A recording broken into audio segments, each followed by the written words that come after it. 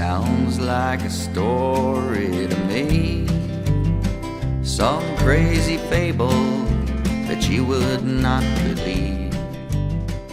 Oh, but ain't she... Welcome to the Avram Davidson universe, where we listen to some of the greatest stories ever written, adored by Ursula Le Guin, Neil Gaiman, Leonard Nimoy, Ray Bradbury, and Stephen King. Enjoy classic tales such as Are All the Seas with Oysters, The Golem, Sources of the Nile, and many others. Hey everybody, welcome to this episode of the Avram Davidson universe. Today we are lucky enough to have Richard Horton back as a guest. He is a Locus short fiction columnist and editor of the year's best science fiction and fantasy for Prime Books, and a blogger at Strange at Ecbatan, and I always have trouble pronouncing that. We're going to be listening to Polly Charm's The Sleeping Woman, which first appeared in the magazine of Fantasy and Science Fiction, February 1975. This is part of the Adventures of Doctor Eszterhazy, one of my favorite books. One of the reasons I love it so much is that I'm actually mentioned at the end of the book. Funny little story there. We just republished The Adventures of Doctor Eszterhazy, which I'll talk to Rich about in a little bit. The hard copy is superb. We just did it in paperback and ebook, and there are some differences. I mean, this is just a beautiful, if you can get the hard copy, get it. But the paperback as well as the ebook is also great to be able to have. What else can I tell you? We are still looking for guests. We probably still have another 20, 30 episodes in us, and I'd love to either have repeat guests if you're interested or some new guests. And with that, we are going to welcome Rich. Rich, thank you so much for joining me again. I really appreciate it. It's always good to see you. Thanks for having me again. Yeah, so tell me what you're up to these days. I guess there's been a couple of changes. I already introduced you earlier, but it sounds like maybe there are a couple of changes. So give me the updates. Right. Well, I retired from my column at Locus a couple of years ago. I did it for 20 years, and I figured that was long enough. and my year's best anthology has been canceled. It was kind of a victim of the pandemic, I think, and it's kind of been a tough environment for a lot of those kind of anthologies lately. So there's some hope that I might be able to revive that in the future, but right now, my main project in the science fiction field is a anthology called, or at least subtitled, let's just say, we'll probably come up with a snappier title, The Best Philosophical Science Fiction in the History of the World, with Eric Schwitzgebel and Helen de Cruz, who are both philosophy professors who also write science fiction. And I'm just along as the one who has some experience editing, I think, is my main attraction there. But it's an exciting anthology due from MIT Press sometime next year. Very excited. Have you picked out all the stories already? We've selected a table of contents, and we're in the process of getting permission to print the stories. Very cool. Well, we'll definitely look forward to hearing more about that. So I know today we're going to be discussing The Adventures of Dr. Eszterhazy, which I'm really excited about. I mentioned earlier when I did a quick introduction that we just published the paperback version and an ebook version. I think they're really good. I don't think they're quite as beautiful as this hard copy, Yes. which would be hard to beat. So, yep, there you have your copy. This is mine. Yeah, that's a lovely looking book. Owlswick Press did it proud. Yep, and I've got my inscription from Avram right here at the beginning, and then a much longer note from Avram to me, calling me dear old Seth. And I must have been about 10, and he says, I mentioned you on page 364. And I think I was about 3 years old or 4 years old when Avram wrote this, and in the very back, I'm overlooking at a cat, and apparently I'm calling it a cow. So that's his memory of me. but it's a special book to me because I of this copy, this beautiful copy that he gave to me and inscribed. So I held on to it dearly. So when did you first discover the Adventures of Dr. Eszterhazy? Well, it would have been with this episode of the Magazine of Fantasy and Science Fiction. Okay. It's the February 1975 episode that had Polly Charms, the Sleeping Woman. And he published the rest of the first series of stories throughout that year in 1975 in various, in F&SF and some other magazines like Fantastic. I think there was one in Weird Tales, that may have been later. But Whispers, I know. And then the book came out, I think the same year, or maybe the next year, I can't remember. The Inquiries of Dr. Eszterhazy. And I bought that book as soon as it came out. I had known of Avram's work somewhat before that. I read stories like Or All the Seas with Oysters. But I really think that is that Eszterhazy stories that turned me from just someone who would read him because, hey, he was another good writer, to someone who I was going to find everything I could buy and read everything I could buy, because they, to me, they show the full range of what makes him such a wonderful writer in a really well distilled form.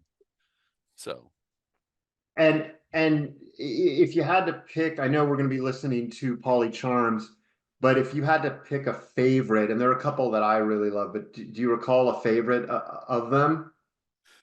I think the one that sticks with me, almost all the stories in the first book, The Inquiries, I liked My Lord Sir Smite, the English Wizard, is one that I really, really loved back in the day. My favorite, I think it's definitely my favorite as well. I mean, it had me in stitches, I'd say. Definitely laughing. Why would you say the Eszterhazy? What stuck out to you? What's unique about them? I mean, obviously they're very unique.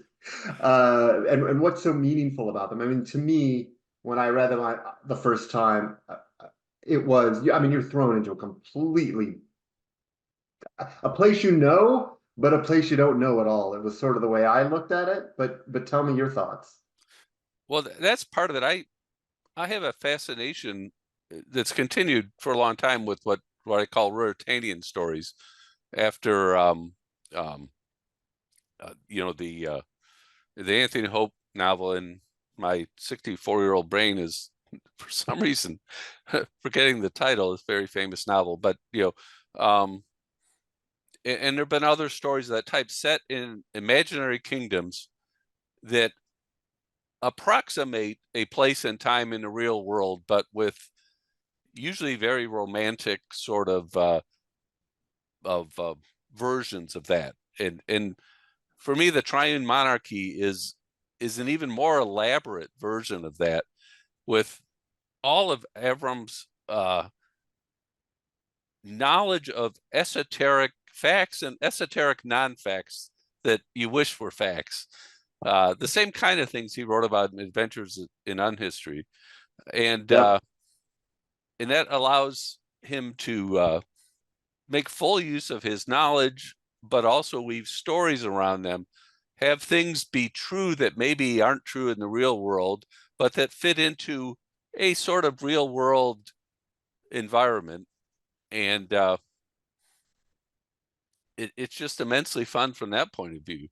And it involves, almost all the stories are funny in some sense, just because Eszterhazy is an amusing character, but they range from being just downright funny to being quite moving. Polly Charms is a sad story in many ways, and that's one of the things that it's a setting in which he can do whatever he wants. He was already writing in something like this vein in the Peregrine books and in the Virgil stories, which are marvelous too. But in a way, that these stories are more accessible yet are doing much of the same things that he did, especially in the Virgil stories, which get very strange in a very good way, but maybe aren't as accessible to a reader who hasn't encountered him before. Talking about moving, I think about The King's Shadow Has No Limits, which struck me. I don't know if you felt the same way, but that one really struck me as a moving piece. Yeah, I have not reread that one in a while, but that is another one I remember with fondness. And like I said, all the Eszterhazy stories are worth reading, but I do think it's the first set, the inquiries, that are the best. I tend to agree. It's interesting. So there's been a big debate. There's been a definite debate about what order to read these stories in, and I'll give you a little bit of historical perspective. Obviously, there were the inquiries of Dr. Eszterhazy, and then the Adventures of Dr. Eszterhazy. And when they published the Adventures of Dr. Eszterhazy, and I know you know this, they did it in chronological order as opposed to publication order. I can tell you, when I opened it and I started with the Adventures of Dr. Eszterhazy, I felt very lost when I opened it up. And then when I tried it again and I started with the inquiries, everything started to make sense. Because I think you're thrown into that world of polycharms and you're suddenly thrown into the world of Scythia, Pannonia, Transvolcania. But when we republished, we were really torn when we republished the Adventures, whether to switch it back in publication date or chronological. So we put a note in there letting the readers decide. My thought is it should be in publication order. But what's your thoughts? Any thoughts for you? I have been, for many years, for many different series, been a strong advocate, almost always, of reading stories in publication order. The simplest explanation for that is that's how the original readers encountered it.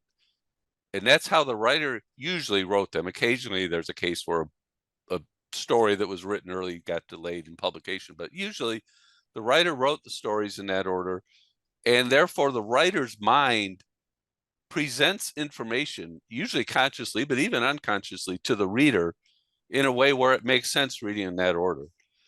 And I think that definitely applies to the Eszterhazy stories. I don't know the specific order of writing of the original inquiries, but I just would say that the order he presented them in the original paperback is probably a perfectly sensible order to read them in. Which, by the way, if anyone ever wants to try to find the original, they've almost all fallen apart. I don't know if you have a copy, but my copy, the cover is loose. Warner, it was published by Warner, as I recall, which was not one of the more prominent publishers of science fiction back in that time. But they must have bought their glue from Lancer books. If you've ever read a Lancer paperback, almost all the covers of those books come off over time as well. Yeah, I've not seen a pristine copy yet, but I think I'm very torn whether we should have moved the order around. But I felt like we put that note in, and I think that's the best you can do, because we were following. I don't know what you have to do if you switch the order.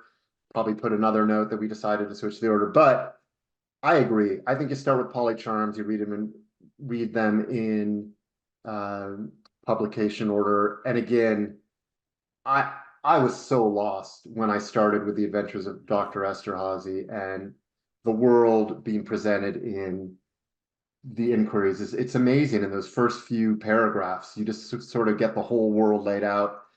And I think I've said this before. My analogy is sort of like if you're reading the Chronicles of Narnia and you started with a horse and his boy. Yeah. It would be. That's true. The Horse and His Boy is a special case also because it's set in a weirdly a time. If I recall, it's sort of in between the first and the second book chronologically, but it kind of parallel to the rest of the series. It was Oh, I what thought my take was that it was always the earliest. I could be mistaken, but my take was that that was the earliest story, and Chronicles of Narnia comes, or The Lion, the Witch, and the Wardrobe is later. And so if you read that, you'd be, oh, this is a good story, but you're not really presented the world of Narnia, which you obviously get from The Lion, the Witch, and the Wardrobe. So, anyways, yeah, that's true. That was my favorite Narnia book when I was a kid. I'll say that. Which, The Horse and His Boy? Yeah. Oh, interesting. Well, should we get to Polly Charms?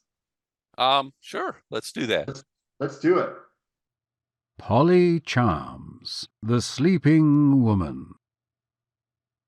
Visitors to the great city of Bela, capital of the triune monarchy of Scythia, Pannonia, Transbalkania, have many famous and memorable sights to see, and will find many guides to show them.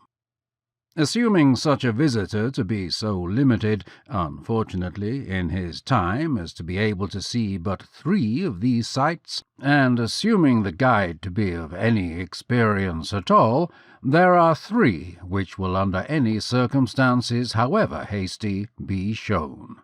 One, of course, is the great private park, and of course the greatest thing about it is that it is no longer private. The first thing which the King-Emperor Ignaz Louis having done, upon succeeding the reclusive Maximilian the Mad on the throne, being to throw open the private park to the public.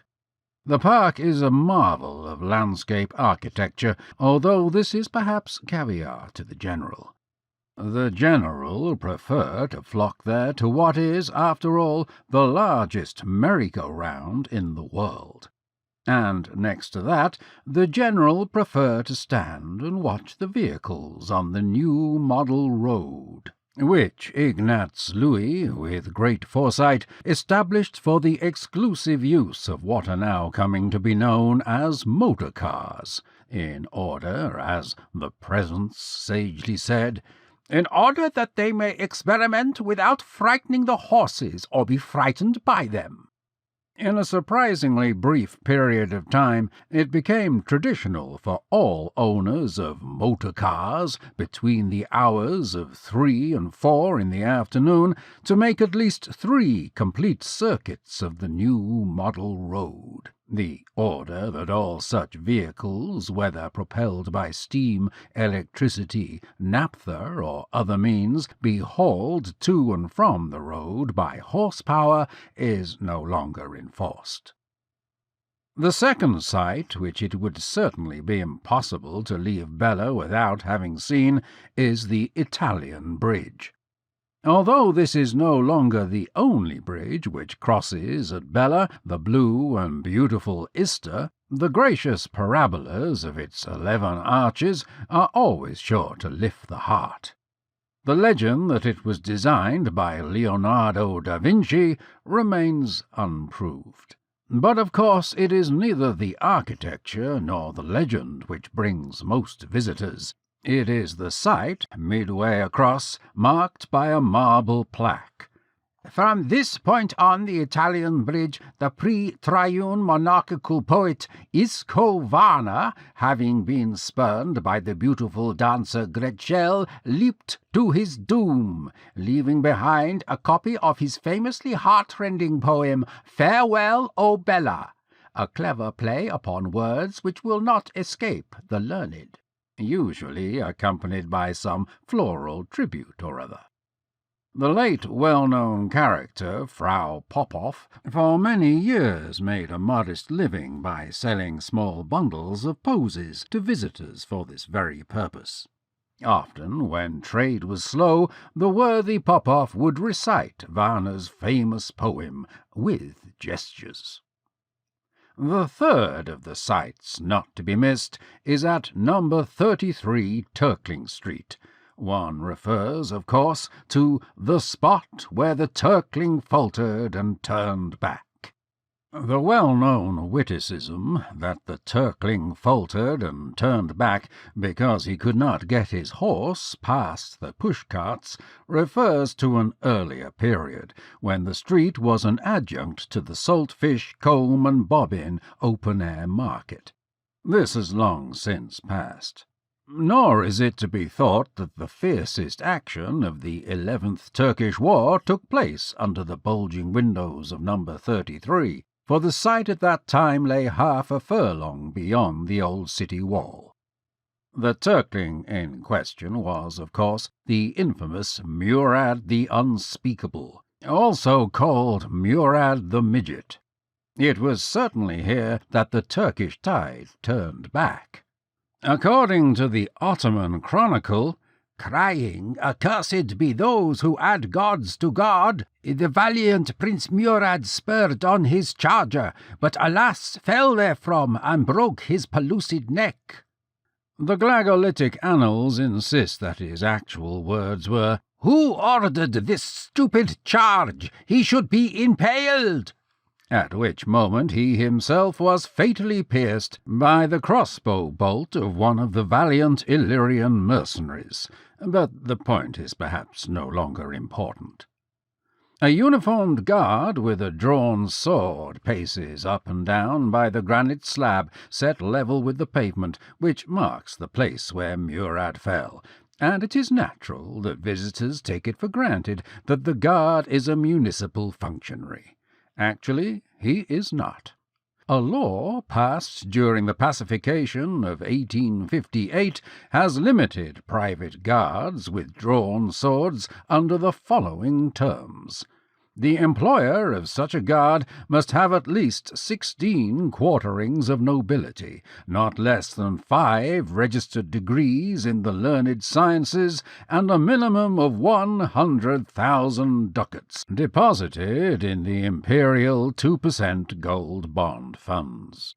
In the entire triune monarchy of Scythia, Pannonia, Transbalkania, only one person has ever qualified under this law, and that one is, of course, the unquestionably great and justly famous Ecbatan Eszterhazy, Doctor of Jurisprudence, Doctor of Medicine, Doctor of Philosophy, Doctor of Literature, Doctor of Science, etc. And the guard is his own private guard, and patrols in front of his own private home, number 33, Turkling Street. One afternoon in the middle-late autumn, a heavy-set man wearing the heavy grey suit and high-crowned grey derby hat, which were almost the uniform of the plain-clothes division of the municipal police, approached the guard and raised his eyebrows. The guard responded by raising his sword in salute. The caller nodded, and opening the door, entered number 33. There was none of this petty bourgeois business of knocking or of doorbells. Inside the lower hall, the day porter, Lem Koch, arose from his chair and bowed. "Sir Inspector." "Ask Dr. Eszterhazy if he can see me." "My master is expecting the Sir Inspector. Please to go right up. I will tell the housekeeper that she may bring the coffee." The caller, who had expelled a slight sough of surprise at hearing the first sentence, displayed a slight smile at hearing the last. "Tell me, Lem Koch, does your master know absolutely everything?" The stalwart, grizzle-haired servant paused a moment, then said casually, "Oh yes, Sir Inspector, everything." He bowed again, and departed on his errand. The caller trod heavily upon the runner of the staircase, of a dull ox-blood colour which seemed to glow in the gaslight. It had been pieced together from a once priceless Isfahani carpet which had suffered damages during the Great Fire of '93, and had been presented by an informal syndicate of the poorer Armenian merchants. "This is for remembrance," the spokesman said, and Eszterhazy's reply was, "It is better than Uru." He said now, "You are welcome, Commissioner Lobats. You are not, as you know, invariably welcome, because sometimes you bring zigs when I am engaged in zags. But this business of the young Englishwoman, Polly Charms, promises to be of at least mild interest." Lobatz blinked, gave a respectful glance at the signed cabinet photograph of the Presence in a silver frame, considered a few conversational openings, decided finally on a third. "Your porter is well trained in simple honesty," he said. "He greets me simply as Sir Commissioner, with none of this high-born officer, with the slight sneer and the half-concealed leer which I get from the servants in some houses, I needn't say which. Everyone knows that my father is a butcher, and that his father carried carcasses in the ox-market." Eszterhazy waved a dismissal of the matter. "All servants are snobs," he said. "Never mind. Remember what one of Bonaparte's marshals said to that hangover from the old regime who told him, 'You have no ancestors.' 'Look at me,' he said. 'I am an ancestor.'" Lobatz's heavy lips slowly and silently repeated the phrase. He nodded, took a small notebook from his pocket, and wrote it down. Then his head snapped up. "Say, Doctor, explain how you knew that I was coming about this Polly Charms." His eyes rested upon another framed picture, but this one he recognized as a caricature by the famous newspaper artist Klunk, a figure preternaturally tall and thin, with a nose like a needle and the brows bulging on either side like a housefrau's market-bag. And he wondered, almost bitterly, how Eszterhazy could refrain from rage at having seen it, much less framing it and displaying it for all to see. "Well, caro Francos," Eszterhazy began almost indulgently, "you see, I get my newspapers almost damp from the press. This means that the early afternoon edition of the Intelligencer got here at 11 o'clock. Naturally, one does not look for a learned summary of the significance of the new price of gold in the Intelligencer, nor for an editorial about the Bulgarian troop movements. One does not read it to be enlightened, one reads it to be entertained. On hearing about this exhibition, shall we call it, upon the arrival of the Intelligencer, I turned at once to the half-page of tiny topics. You see?" Lobatz nodded. He, too, no matter what he had heard or not heard, also turned at once to the half-page of tiny topics as soon as he had the day's copy of the Intelligencer to hand. And even though he had already turned to it once, and already read it twice, he not only turned to see it in the copy which Eszterhazy now spread out over his desk, he took out his magnifying glass. Lobatz was too shy to wear spectacles, coming of a social class which looked upon them as a sign of weakness or of swank. "A new interesting little scientific exhibit. We found our curiosity well repaid for having visited a little scientific exhibit at the old Goldbeaters Arcade, where we saw the already famous Miss Polly Charms, the young Englishwoman who fell into a deep sleep over 30 years ago and has not since awakened. In fact, she slept entirely the raging cannot shot of the siege of Paris. The beautiful, tragic Englishwoman, Miss Polly Charms, has not seemingly aged a day, and in her condition of deep mesmerism she is said to be able to understand questions put to her by means of the principle of animal magnetism, and to answer the questions put to her without waking up. Also, for a small sum in addition to the small price of admission, she sings a deeply affecting song in French."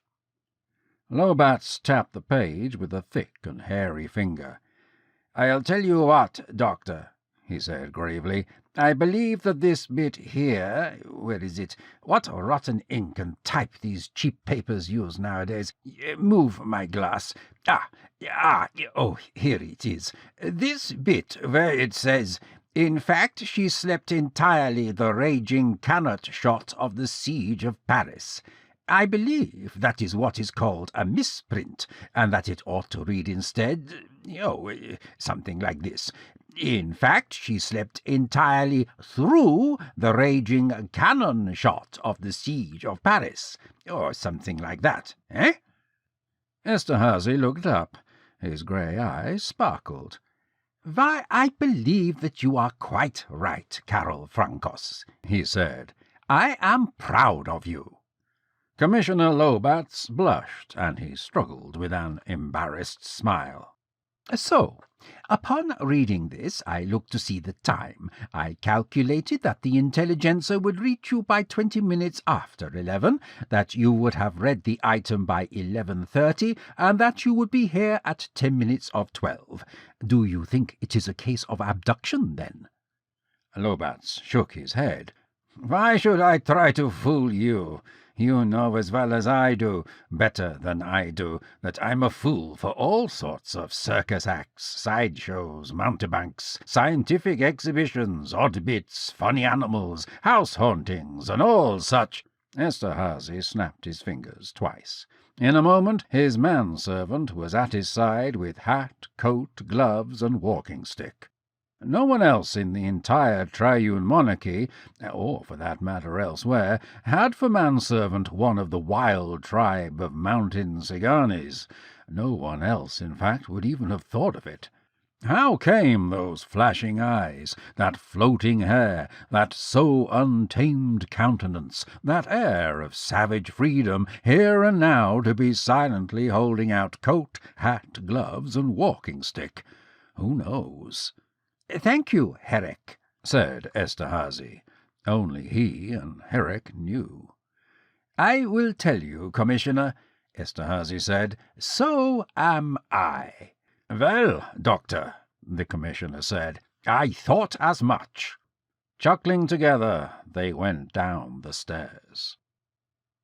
At least one of the gold-beaters was still at work in the old arcade, as a rhythmical thumping sound testified, but for the most part they had moved on to the new. Some of the former workshops were used as warehouses of sundry sorts. Here was a fortune-teller, slightly disguised as a couturier. There was a corn doctor, with 2 plaster casts in his window showing before and after, with before resembling the hoof of a gouty ogre, while after would have been worthy of a prima ballerina. And finally, under a cheaply painted and already flaking wooden board reading "The Miniature Hall of Science," was a sort of imitation theatre entrance. Where the posters would have been were bills in Gothic, Avar, Glagolitic, Slovachko, Romano, and even, despite the old proverb, there are 100 ways of wasting paint, and the first way is to paint a sign in Vlox. The percentage of literacy among the Vlox folk may not have been high, but someone was taking no chances. The someone was certainly not the down-at-heels fellow with a home-made crutch, who, pointing the crutch at this last bill, inquired, "Do you know what you'd get if you crossed a pig with a Vlox fellow?" And answering his own question, replied, "A dirty pig," and waited for the laugh. "Be off with you," said Lobatz curtly. The loafer slunk away. There was even a bill in French. "Polly charms, sleeping woman, answers questions most remarkable.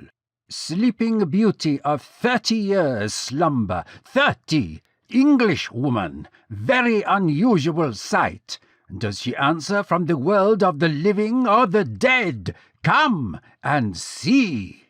And so on, and so on. The fat old woman at the ticket window, with dyed hair, and wearing the traditional red velveteen dress split under the arms, smiled fawningly at them. "Permit," said Lobatz, putting out his hand. Nodding rapidly, she reached up to where a multitude of papers hung from a wire on clothespins, took one down, examined it, returned it, took another down, gave it a peep, nodded even more rapidly, and handed it out the window. "Very well, Frau Grigel," said Lobatz, handing it back. "2 tickets, please," putting coins on the counter. Frau Grigel, instead of nodding her head, now began to shake it rapidly, and push the money back, smiling archly. "Guests, the high-born gentlemen, our guests, oh no, oh no!" Lobatz turned as red as Frau Grigel's dress. "Tickets!" he growled. "Take the money! Take the—" She took it this time, and hastily extending the tickets, her head now rocking slowly from side to side, still smiling archly, but now with a puzzled note added, as though the insistence on paying for admission was some bit of odd behaviour which required the indulgence of the tolerant. "Always glad to see," she gobbled, her voice dying away behind them as they walked the short, dusty hall. "High-born gents, law-abiding, delighted." Only one of the 5 or 6 functioning gas jets inside the exhibition room had a mantle, and at least 2 of the others suffered a malfunction which caused them to bob up and down whenever a dray went by in the street. The light was therefore both inadequate and uncertain, and a soft voice now came from out of the dimness, saying, "Billet? Billet?" Nature had formed the man who now came forward to look noble, but something else has reformed him to look furtive. His head was large, his features basically handsome, with long and white side whiskers neatly trimmed, so that not a hair straggled, but the head itself was completely hairless, with not even a fringe. The head was canted to one side, and the man looked at them out of the corner of one faded blue eye as he took the tickets.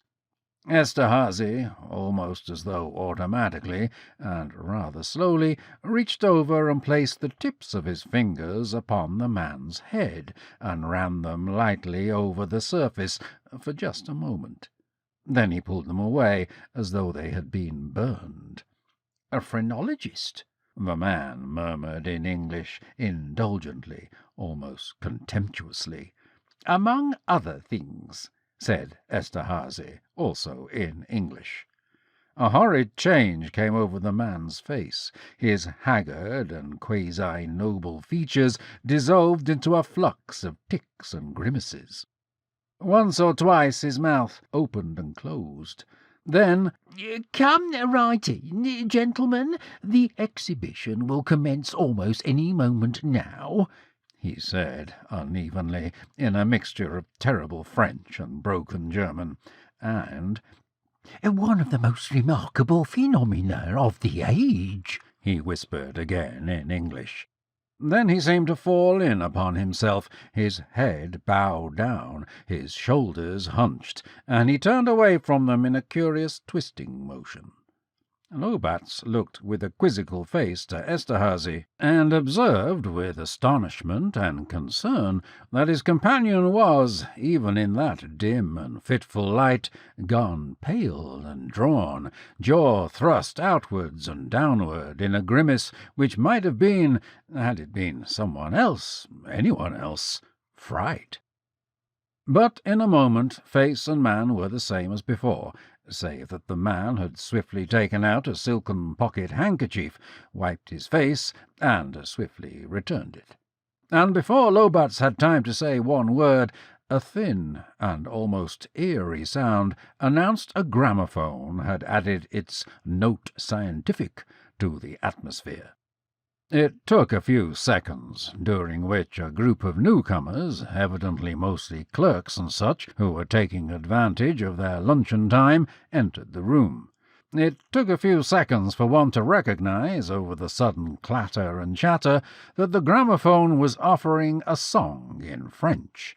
Strange and curious were the words, and curious and strange the voice.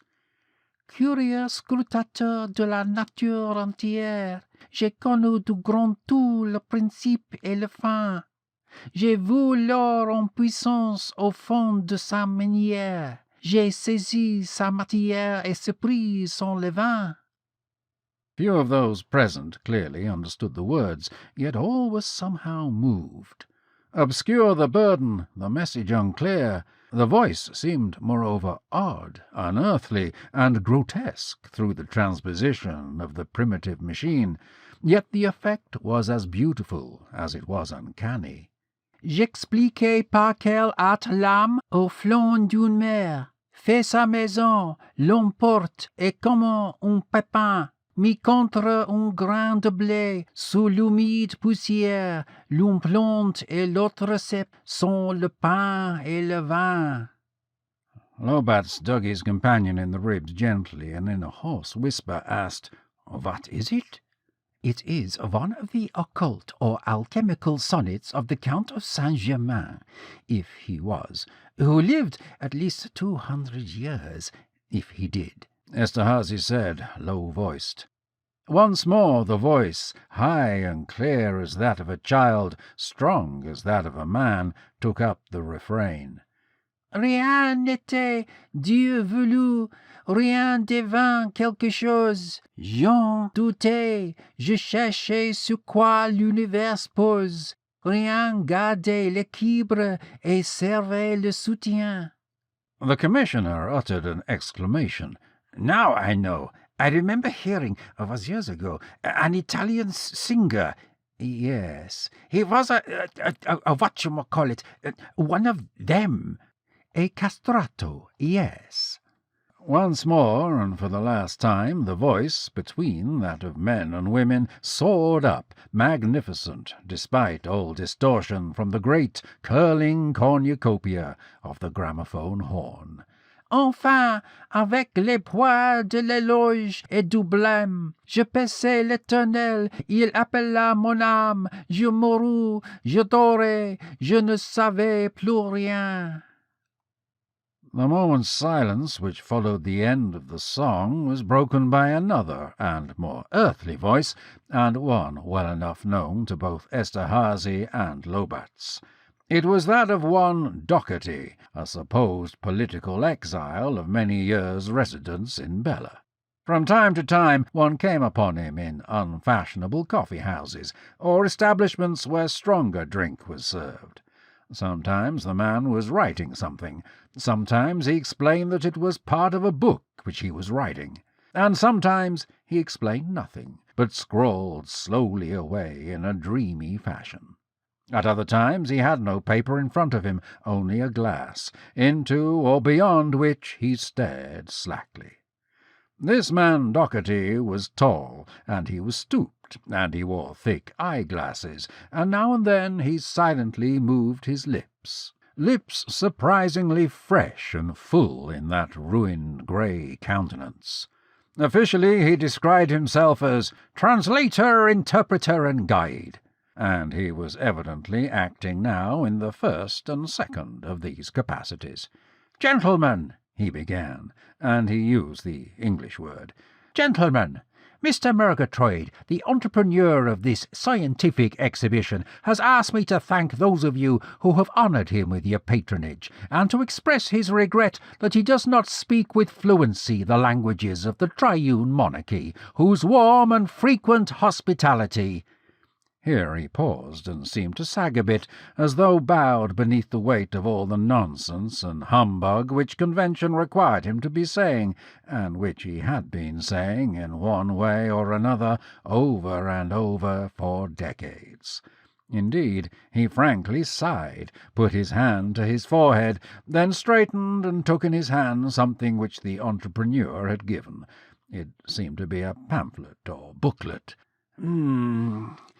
Yes, some interesting facts, taken from a voluminous work written on the subject of the mysterious sleeping woman, Polly Charms, by a member of the French Academy and the Sorbonne. The subject of this scientific exhibition, the ever young Englishwoman Miss Mary Charms, called Polly, was born in... His remarks, which had sunk to a monotone, were interrupted now by several exclamations of annoyance, amidst which one voice now made itself heard, and distinctly. "Come on now, dear sir!" Lieber Herr, sarcastically. "Save all this muck-dirt, Schestrecker, for those there gentlemen who have got the whole afternoon at their leisure. Come on, let's see—" Lobatz coughed sufficiently to draw attention. The voice hesitated, then went on, though in tones somewhat less rough and menacing, to say that they were working people, didn't have much time, had paid to see this here Miss Charms, and wanted to see her, or their money back. So, save the French Sorbonne for the desert course, for them as can wait, and let's get on with it." Doherty shrugged, leaned over, and spoke to Murgatroyd, who also shrugged, then gestured to Frau Grigou, who did not bother to shrug, but indicating by a flurry of nods and smirks that she was only too happy to oblige, and merely wondered that anyone should think otherwise, trotted swiftly to the side of the room and pulled at a semi-visible cord. The filthy old curtain, bearing the just visible name of a firm of patent medicine-makers, long bankrupt, began, with a series of jerks and starts in keeping with the Hickopy gaslights, to go up. And Mr. Murgatroyd, not even waiting for the process to be complete, moved forward and with a smack of his lips began to speak, and then to speak in English, and went on speaking, leaving to Doherty to catch up, or not, with the translation and interpretation. "It was just 30 years ago, my lords and ladies and gentlemen, just exactly 30 years ago to this very day." But his glib patter, obviously long and often repeated, plus the fact of the term 30 years appearing and in faded letters on several of the bills posted outside, made it at once obvious that the 30 years was a phrase by now ritualized and symbolic. Perhaps he, or perhaps another, had endowed Polly Charms with 30 years' slumber at the very beginning of the show's career, or perhaps, and the thought made one shudder, Murgatroyd had been saying 30 years for far longer than any period of only 30 years. That young Miss Mary Charms called Polly at the age of 15 years, accompanied by her mother and several other loved ones. He trailed off into silence, having been pushed aside by several of those honouring him with their patronage as they shoved up to see. In the silence Doherty proceeded with his translations, which may or may not have been listened to by any. Eszterhazy realized that he had been expecting, for some reason, to see either a coffin or something very much like it. What he actually saw was something resembling an infant's crib, though of course much larger, and at the very first glimpse it seemed to be filled with a massive— "Professor Leonardo de Entwistle, the noted mesmerologist." Murgatroyd's voice suddenly was heard again, after the first burst of exclamations had subsided. His eyes shifted and met Eszterhazy's. The Englishman's eyes at once closed, opened, and, as it were, desperately looked away. Where Eszterhazy looked was into the crib, and what he saw it was almost filled with was, or seemed to be, hair. Long and lustrous golden-brown hair, coils and braids of it, immense tresses of it, masses and masses of it. Here and there ribbons had been affixed to it, and still it went on. And, almost buried in it, slightly raised by a pillow at the head of the crib, was another head, a human head. The head of, and indeed of, a female in early womanhood. "Can we touch it? Her?" Murgatroyd muttered. "One at a time, and gently," said Doherty. "Gently, gently." Fingers were applied, some hesitantly. A palm was applied to the side of the face, Another was raised and moving down, though not by the looks of it or by the owner's looks to the face. At this point Lobats grunted and grabbed the man's wrist, not gently. The man growled that he was just going to, but the disclaimer fell off into a snarl, and the gesture was not repeated. Someone managed to find a hand and lifted it up with a triumphant air, as though no one had ever seen a hand before. And Eszterhazy now said, "All right, enough." He moved up. The crowd moved back. He took out the stethoscope. The crowd said, "Ah, that's the philosopher," someone said to someone else, who said, "Oh, yes." Although what quality either one attached to the term, perhaps neither understood precisely. God only knew where the girl's garment had been made, or when, or by whom. Indeed, it seemed to have been made over many times, and to consist of sundry strata, so to speak. Now and again it had occurred to whomever that the girl was supposed to be sleeping, and so the semblance of a nightgown had been fashioned several times.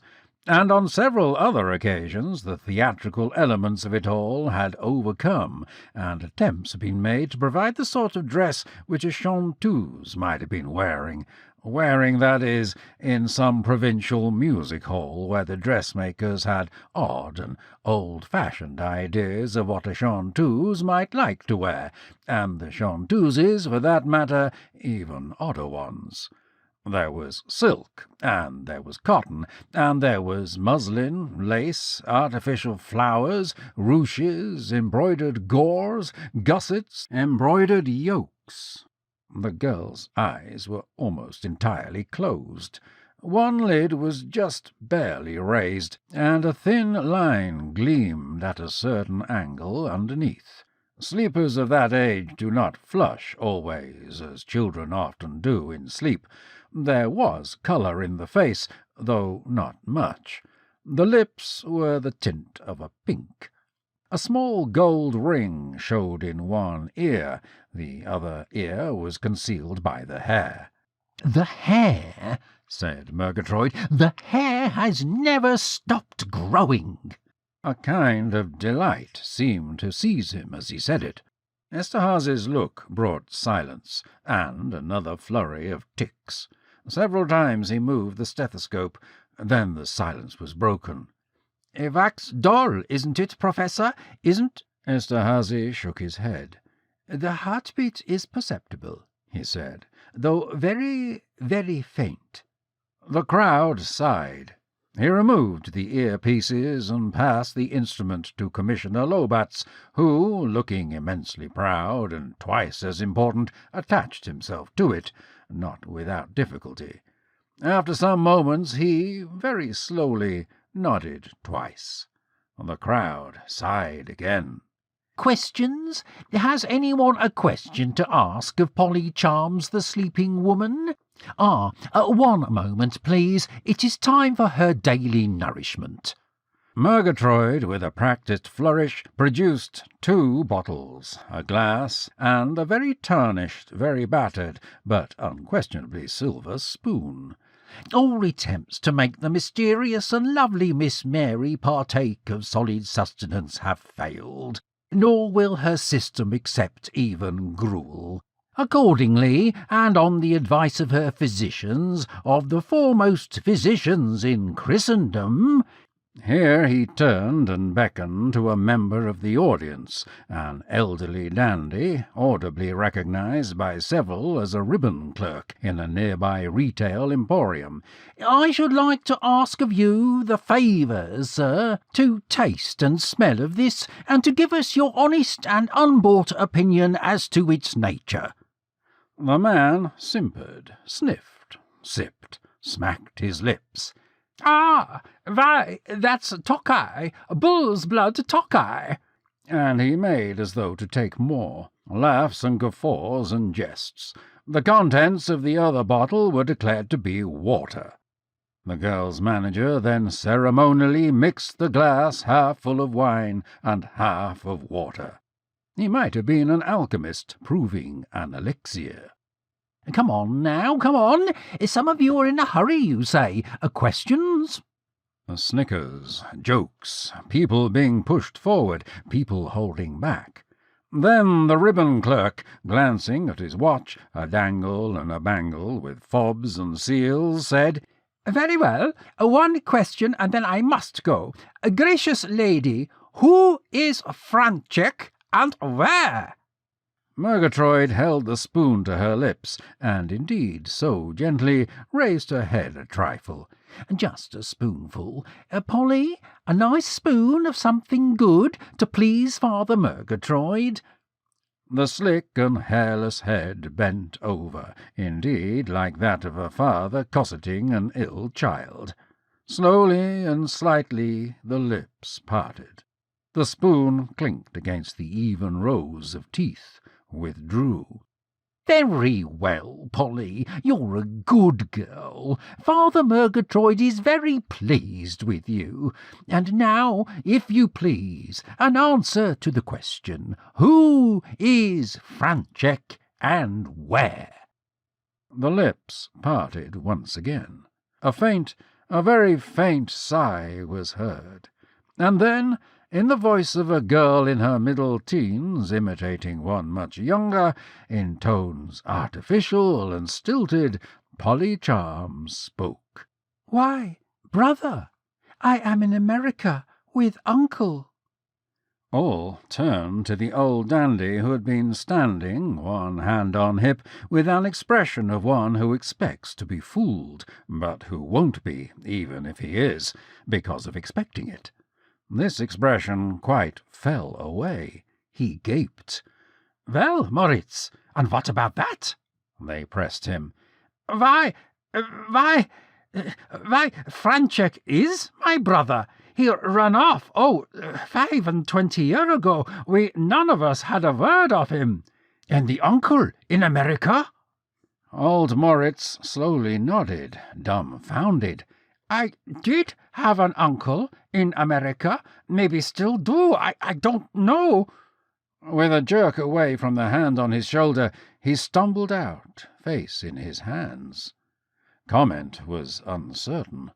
One said, "Well, that didn't really prove nothing. Still—" And another one, probably the same who had loudly demanded the biographical details be omitted, now said loudly, "Well, miss, I think you're a fake, a clever fake." "What? Why, half the people in the Empire have a brother named Franchek and an uncle in America. Now just you answer this question. What's this in my own closed hand, here in this coat pocket?" Another spoonful of wine and water. Another expectant silence, this time with the questioner openly sneering. Another answer. "The pearl-handled knife which you stole at the bath-house."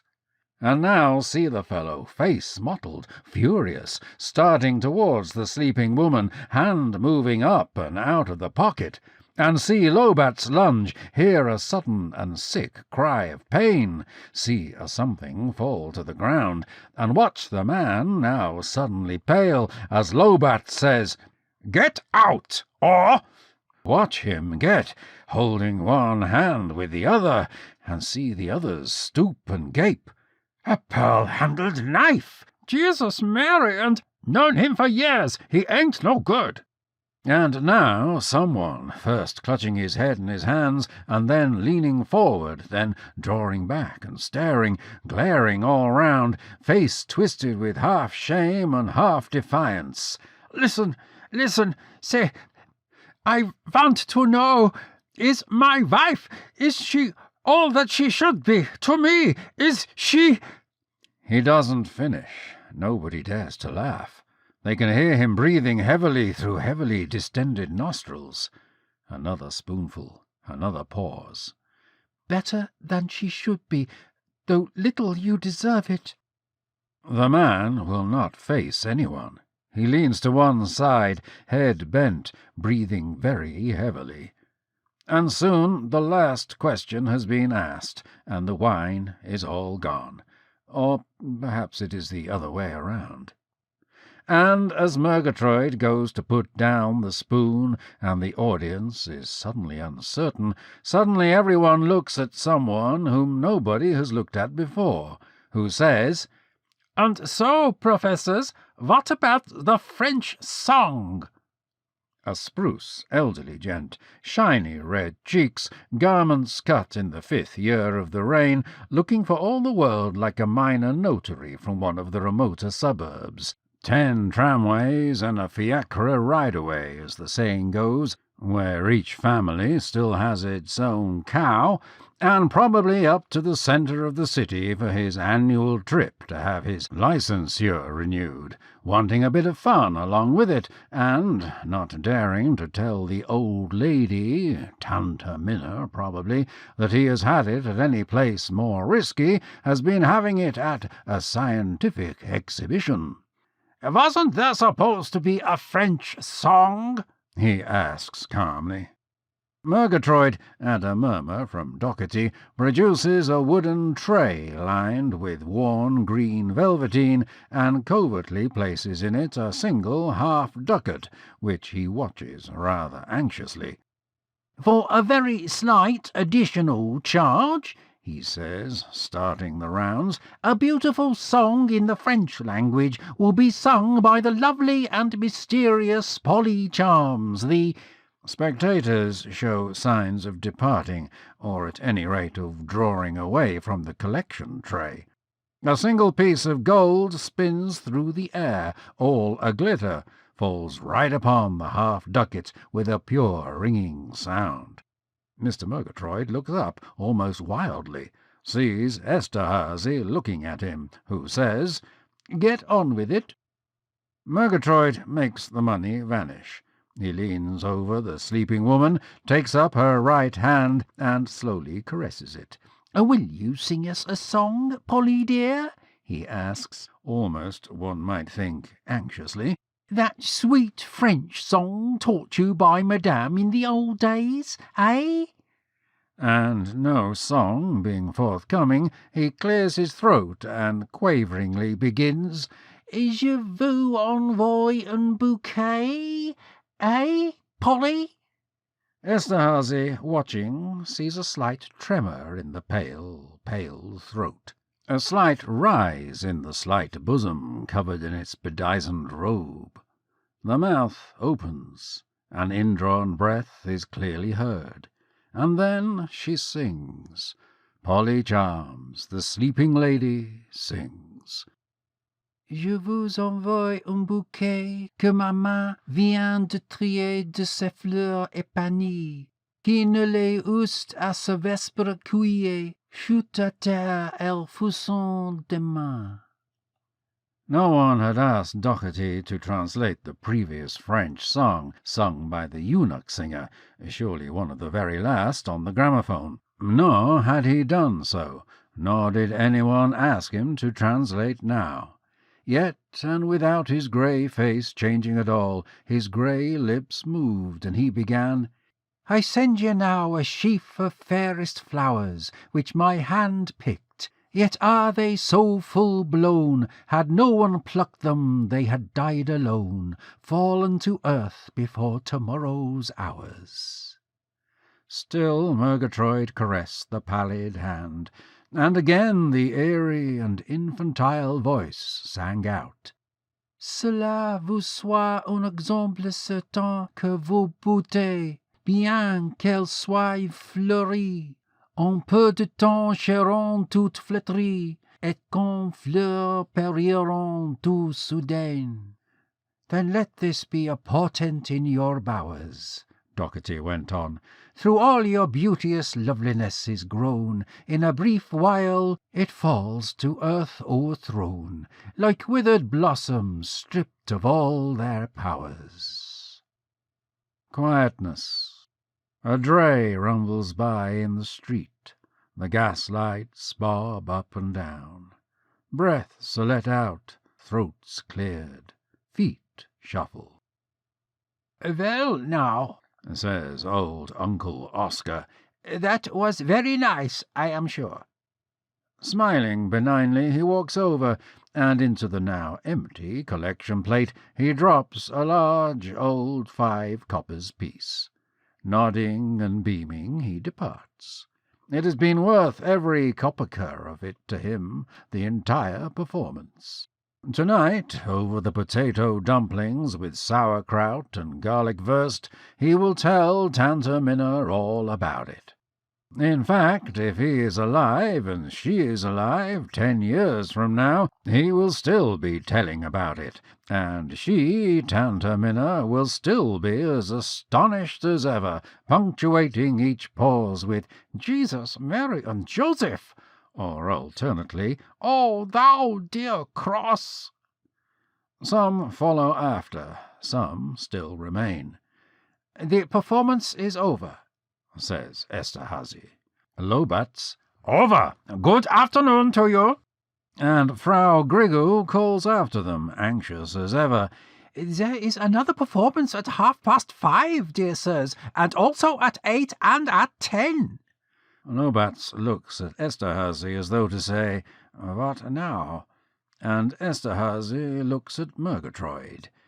"I am a doctor of medicine and a titular court physician," he says, "and I should like your permission to make an examination of—" He gestures.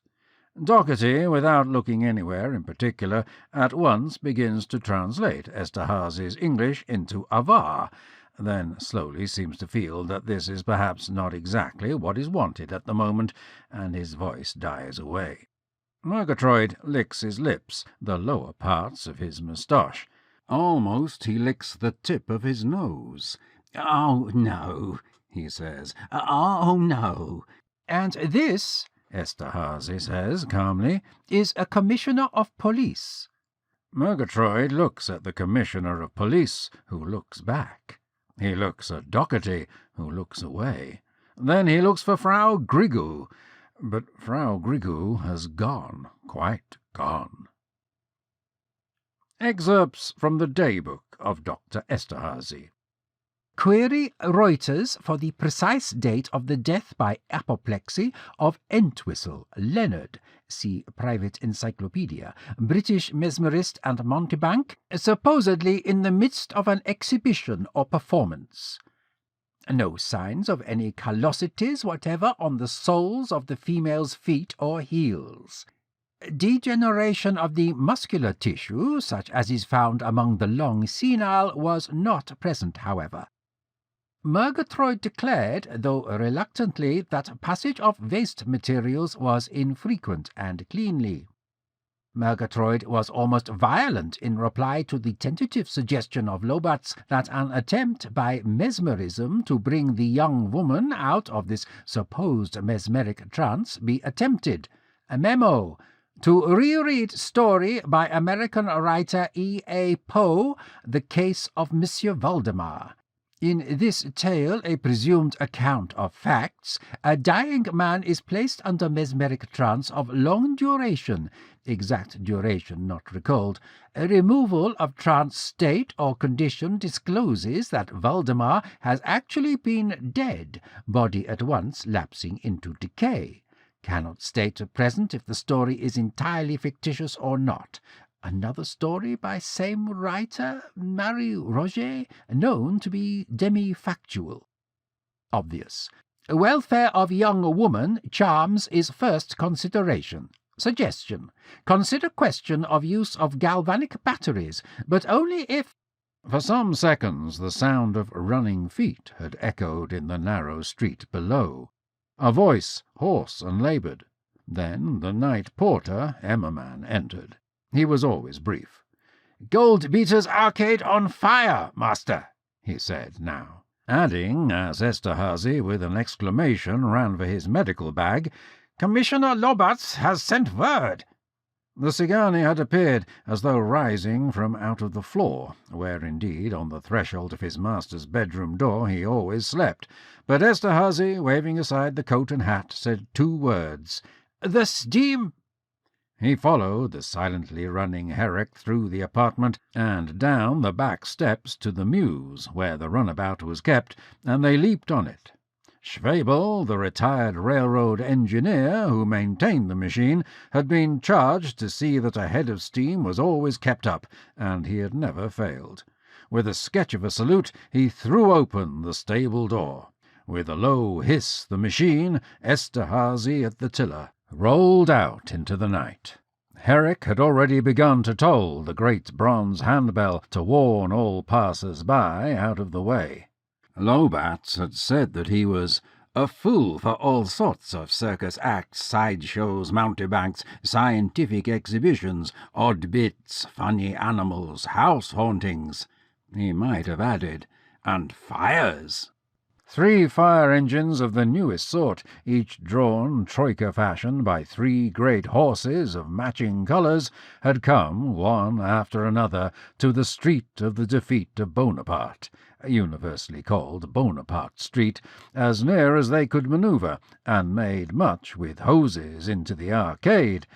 But the watchmen of the neighbourhood, many of whom had been employed there before the modern fire department came into being, had set up their bucket brigade, and were still passing the old but functioning leather containers from hand to hand. A sudden breeze now whipped up the flames and sparks, and sent them flying overhead, straight up and aloft into the black sky, at the same time clearing the passageway of the arcade from all but the smell of smoke. Off in a corner, her red velveteen dress flying loose about her fat body, Frau Grigu crouched, hand to mouth, mouth which screamed incessantly, "Ruined! Ruined! The curtains! The bad gas jets! The bad gas jets! The curtains! Ruined! Ruined! Ruined!" All at once the fire hoses heaved, writhed, gushed forth in a potent flow. The smoke turned black, and clouds of steam arose. Eszterhazy felt himself choking, felt himself being carried away in the powerful arms of Herrick, the mountain Sagani. In a moment he cried, "I am all right. Set me down." He saw himself looking into the anxious face of Lobats, who, seeing Eszterhazy on his feet and evidently recovered, gestured silently to 2 bodies on the pavement in Bonaparte Street, Murgatroyd and Polly Charms. Later Lobats was to ask, "What was it that you found out when you put your fingers on the Englishman's head?" And Eszterhazy was to answer, "More than I will ever speak of to anyone." Eszterhazy flung himself down beside them. But although he cursed aloud the absence of his galvanic batteries, and although he plied all the means at his behalf, the cordials, the injections, the ammoniated salts, he could bring no breath or motion to either of them. Slowly Lobats crossed himself. Ponderously he said, "They're both in a better world now.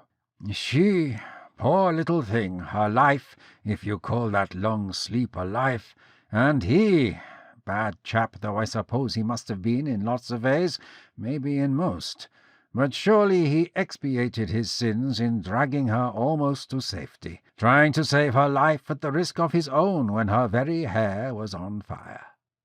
And indeed, most of that incredible mass of hair had burned away, those massive tresses which Murgatroyd, for who else, must have daily and nightly spent hours in brushing and combing and plaiting and braiding, one must hope at least lovingly, that incredible profusion of light brown hair unbound for the night had indeed burned away but for a light scantling like that of a crop-headed boy.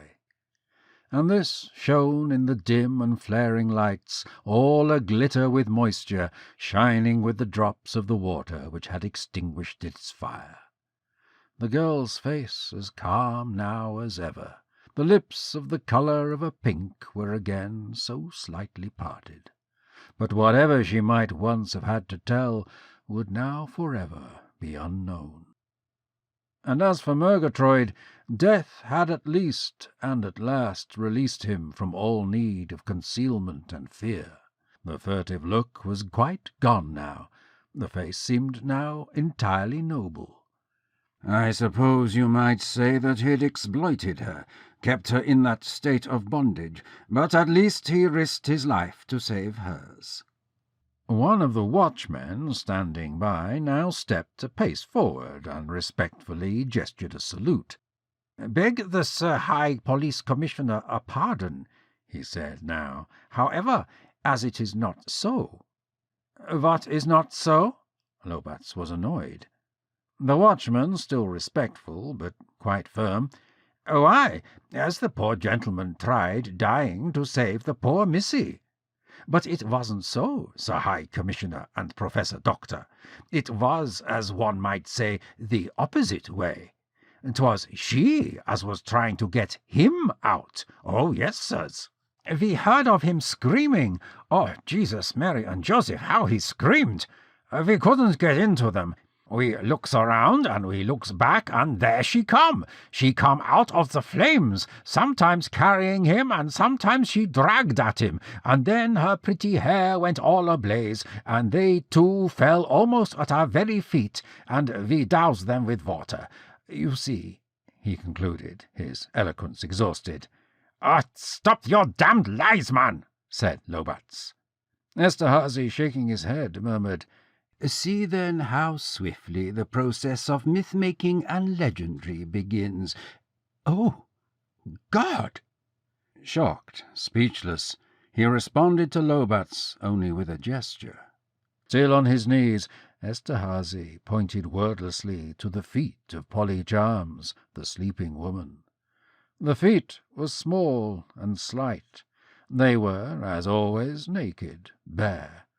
And Lobats, following the slight gesture, saw with a shock that even experience had not prepared him for, that the bare feet of the dead girl were deeply scratched and torn and red with blood. As always, what do you think? Well, that's it's a lovely story. It's as we were talking about before we played it, it is a good starting point. It introduces us to Eszterhazy as a character and to the setting. Like the opening paragraphs about the 3 attractions you must visit in Bella they're fun to read, clever as always with Avram's writing, and they're a nice way to just kind of set the scene. Yeah. Anything jump out at you in terms of the story, questions? Was there, what surprised you? There's some twists and turns there. Obviously spoilers here for anyone who didn't read the story or listen to it. Well, I hope they were listening over the past. Right, I hope so, or read it. What's your conclusion? What happened? Who is Polly? It's really tricky. I'm not 100% certain. It seemed to me at the end, which is the really moving part of the story. The idea is that Polly presumably has been in a mesmerized state for somewhere between 30 years and a couple of hundred, I would say. We don't know. And it seems a case of exploitation by Murgatroyd was his name, and where he found this woman in this case of, or young girl really, in a case of suspended animation, and has just been making money off her since then. But the closing revelation sort of alters that. It makes you think that Polly is in some way an active participant, and did love or care for Murgatroyd in some sense. And I had thought, reading the story as we come to the end and realize the place is burning down, I thought that the fire was set deliberately, perhaps by Frau Grigo. For some reason, she was afraid that the police were after them or something like that. But now I think, no, it really was an accidental fire, and well set up with the earlier description of the gas jets and so on. And so, a sad ending to a kind of sad story, and really well done. And you see the things that Avram did to set things up. You know, the examination that Eszterhazy did, where he clearly says there are no calluses on the feet and so on, and that allows you to see the closing sentence where the feet are now bleeding. Mm-hmm. You know, I don't know that there's a true answer to exactly how Polly got in that state and what she really was, whether she was ever fully conscious in that whole time frame, or whether her only contact was being fed every day, having her hair brushed every day, answering these questions that were asked, and that was enough for her to form an attachment to Murgatroyd. That, or she's a charlatan the whole time. Well, and Which, that's a good question. I mean, the answers that she gave they resemble the kind of answers you get from frauds who do cold readings. yeah, So certainly the fellow with the brother in America, that's the kind right. of thing that people find out all the time when But the psychics do knife, cold readings. but the knife in the pocket, butter knife. Yeah, pearl handled The knife. Yeah, Yeah, that one leads you to believe that I mean, she's reading something. yeah. Or the now the one about the man whose wife is better than he deserves. You could say that to almost any man. Exactly. And, So, so it's almost like two yeah, standard California fortune tellers, because right. apparently California now is the state. I don't know if you've heard these commercials. When you think of California, you think of fortune tellers, which I don't love that's what we're known for now. Uh, but then the pearl handle knife is the one that kind of threw me a little bit. Yeah. That okay, like how, yeah, maybe there's a setup there. Well, all right. Eszterhazy as a film or a series. How would you adapt this, and who would play Eszterhazy? So it would certainly be a series Okay. of half an hour to an hour long episodes. Who would play Eszterhazy? Uh, I'm bad at this, the fictional casting game, but obviously an older man. You know, it's the sort of thing that an Ian McKellen could do. Mm, Just a thought, or yeah. you know, And how would you, what you know, it unfortunately, as written, if you just followed it 100%, I don't think it would quite work on the screen. So you'd have to make some changes and then keep some things. What would how would you envision it as a series? so what you lose, of course, is Avram's prose, except for the Yes. dialogue, and the dialogue is good and well done. Yeah.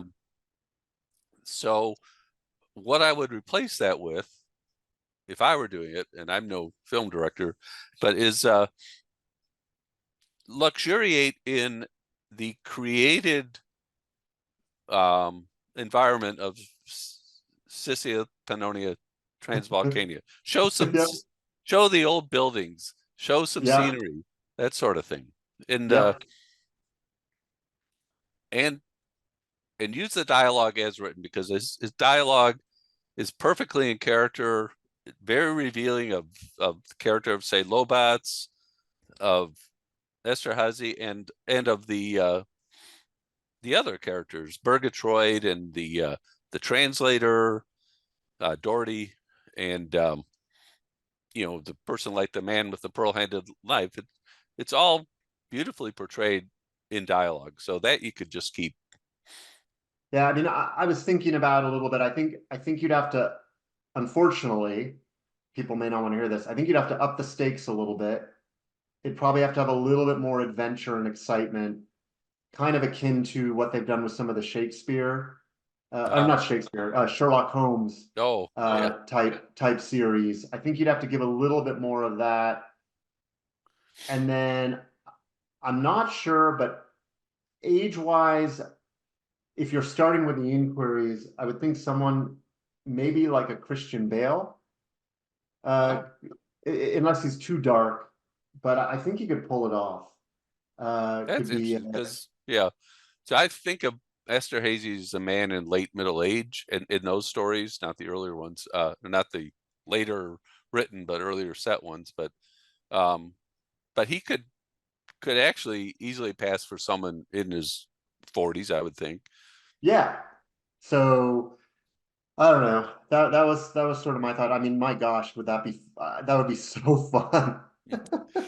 Yeah, and you know, as far Go as ahead. adaptations go, there's so many stories I think would make wonderful adaptations, and they always pick the ones that have been done before, and they do them over and over again, and so on. But If you had to pick one story of Avram's that you'd want to see adapted, what would it be? This might be a curious choice, but the one thing about the Adventures is there is more action there. So something like the Auto Gondola one, that might provide more scope for the full range of action. Yeah. Oh, and I was actually referring to ones out of any Avram Davidson, not even necessarily the I Adventures. see. If you had to pick one story out of all of Avram's story, which one would you love to see adapted as either a film or a TV show? Boy, I should have been thinking about this more carefully, but No. So as you know, because we did a podcast about it before, I really love The Sources of the Nile, and I think that would actually work very well in a half hour to an hour adaptation, because you could show the little twists and turns there. Some of the stories like the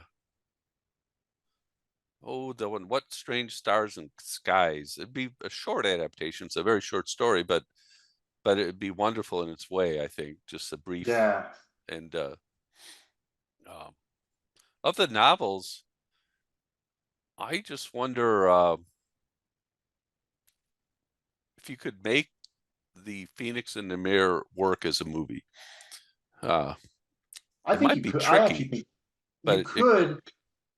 The only problem with it is it would be, unfortunately, I think it would be a pretty big budget movie in order to make it work. And so that's always the tough part. But yeah, I mean, you could add. There's enough mystery in there. There's enough high stakes in there. And again, like all things, you'd have to up the adventure and intensity a little bit. But I think that would work very well. But again, I think the budget would probably, as a period piece, it would be hard to sell. Oh yeah, But I would it love to would see be. that. It's you never know these days. No. Sometimes it's strange things. That what's that Guillermo del Toro series of horror adaptations. Yeah. Actually, if you could have had him pick out a Davidson story, he might have done something really neat with it. I think so. That's been mentioned a couple of times, and I agree. I think that would have been really fascinating. He did, the version he did of Michael Shea's The Autopsy was quite impressive. That's one of my favorite stories from the same era, more or less, as the Eszterhazy stories in F&SF, maybe a few years later. But yeah. Well, as always, I can't thank you enough. Is anything else that you'd want to add before we sign off? I can add, there's one in general. Eszterhazy story that does not appear in the Adventures. That's Yep. The Odd Old Bird. It's a very short story, maybe the shortest of all the Eszterhazy stories, but I find it amusing and a nice little story. I wondered, is there a story as to why it's not in that collection? Or it's interesting. In Neil Gaiman's audio version, it is in there. Neil Gaiman's presents, but for some reason, I don't know why it wasn't in there. And then it was published in the other 19th century, Right. So I again, one of those things that I was tempted to move it into the Adventures of Dr. Eszterhazy, but from both this isn't my day job. Yeah. So from a time perspective, switching the order, adding new stories, it was much easier just to stick with the manuscript that I already had, make sure everything looked good, Oh, and that just makes move, perfect sense. Yeah, it's more of a which is the question only for reason. Yeah, otherwise I Daryl would have. Schweitzer or someone who was involved in putting together the Alswick collection. Right. And then also the other thing that's kind of interesting on all of that, which you may or may not know, is there were a couple of novel ideas that Avram had either written for Eszterhazy novels, Oh, The Goats of something, and I can't think of the name.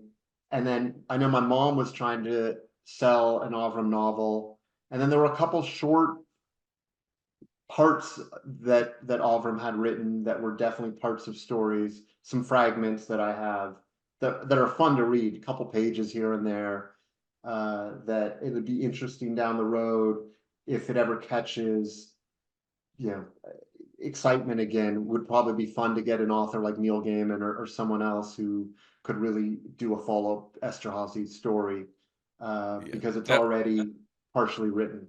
so was the novel your mother was trying to sell a finished novel or No. uh, It was more, Avram had written, I think, a few pages, uh, kind of a summary, and then I think my mom was trying to pitch it, but uh, I don't know what happened to it. But I found it in a bunch of papers, so I'll have to send it over to you. yeah, I would like to say that's very intriguing, I guess I would say. You Yeah. know, So it's finding who, so this would be an interesting question. Who would be Michael Swanwick comes to name, but who would be the right person to write another Dr. Eszterhazy story if you had a summary already written up, I wonder. well, Michael did a good job with it. Mickelreed Yeah, story in the other 19th century, as I recall, uh, that he expanded from something that Avram had done yeah. um, really cleverly. So he would be one. More recent, um, who would be into that? Michael also did a great Virgil story as well.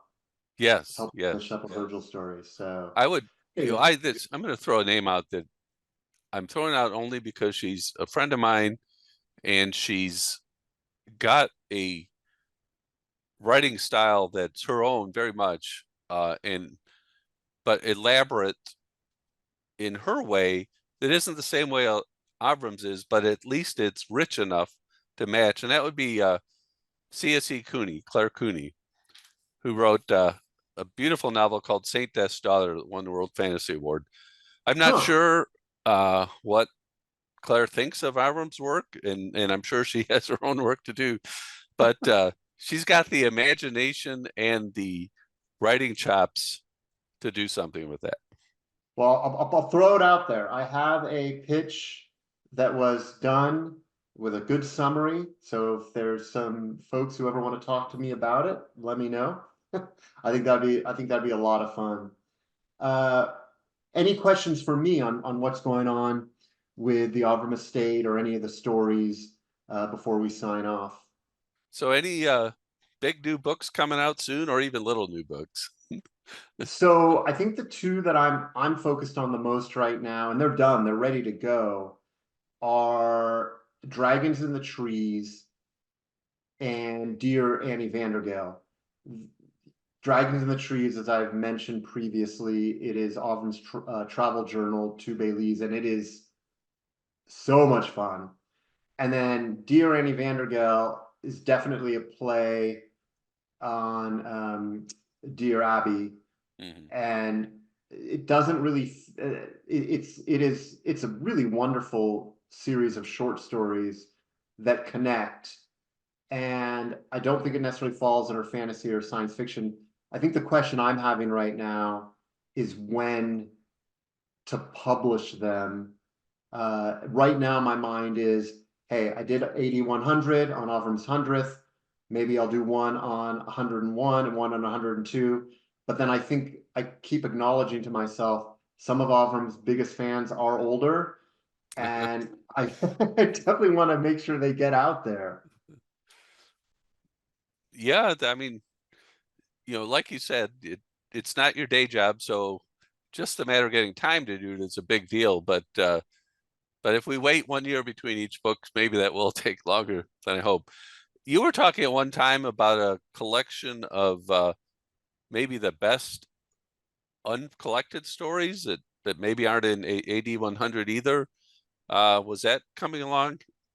I think most of those are in.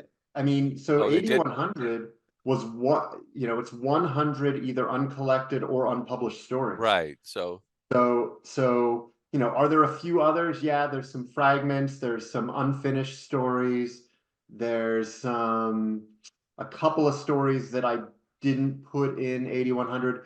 There were some that were written with other authors that I just didn't have the time and bandwidth to go out and figure out, who do I need to talk to make sure it's okay that I publish these stories. So I really just focused on all of Avram's unpublished or uncollected stories, and to come up with two volumes of 100 stories. Yeah, that was wild. That was quite a book, a very big book.